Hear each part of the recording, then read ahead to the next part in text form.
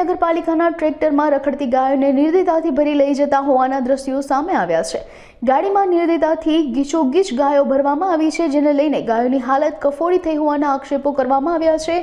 જે અંગે પશુ પકડવા માટે કોન્ટ્રાક્ટ રાખેલી એજન્સીએ જણાવ્યું હતું કે ગાયોને પાંજરાપોળ લઈ જઈ અમે આની સારવાર કરીશું, પરંતુ ગાયોને ઈજા પહોંચે તે યોગ્ય નથી, જેને લઈને ગૌપ્રેમીઓમાં રોષ જોવા મળ્યો હતો। આ તમે ગાય જે અત્યારે હાલત કરી છે ગાયની, આ ગાયોને લાગ્યું છે પગમાં લોહી નીકળ્યું છે, પાંજરાપોરે જશે ને એટલે સાહેબ એની સારવાર થઈ જશે।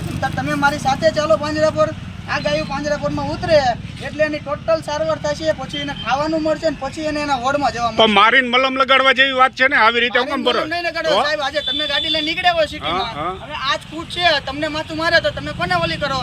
આ નગરપાલિકાનું કામ છે સાહેબ, આ મારી પ્રાઇવેટ પેઢીનું કે કોઈનું કામ નથી। પણ ભરવાની વાત છે અત્યારે ગાયો માથે ગાયો ચડી ગઈ છે, ગાયો માથે ગાયો ચડી એટલે આ છે ને રેડિયર ગાયું છે સાહેબ, એટલે ગમે એમ ભરવાની। આ ગા પાંજરાપોરમાં જાય ને એટલે આ ગા વધી 4-5 દિવસમાં પ્લાસ્ટિક વાળી ગાયું છે, આ બીજી ગાયું નથી। માલિકની ગાયું હોય ને તો આવી એકેય ન હોય। પણ પગમાં લોહી લુહાણ થઈ ગઈ છે આ ગાયો। ચડાવતી વખતે કોઈ પણ નાની એમથી ઈજા થાય તમે નગરપાલિકાના અધિકારીઓને તમે પૂછી લેવાની, તમારે છૂટી છે। અને ગાયો તમારે આ ભરવાનો નિયમ કેમ હોય? ટ્રેક્ટર કેટલી ગાયો ભરવાની હોય? 8 ગાયો હોય, 8 ઢોર છે, એનાથી વધારે ન હોય।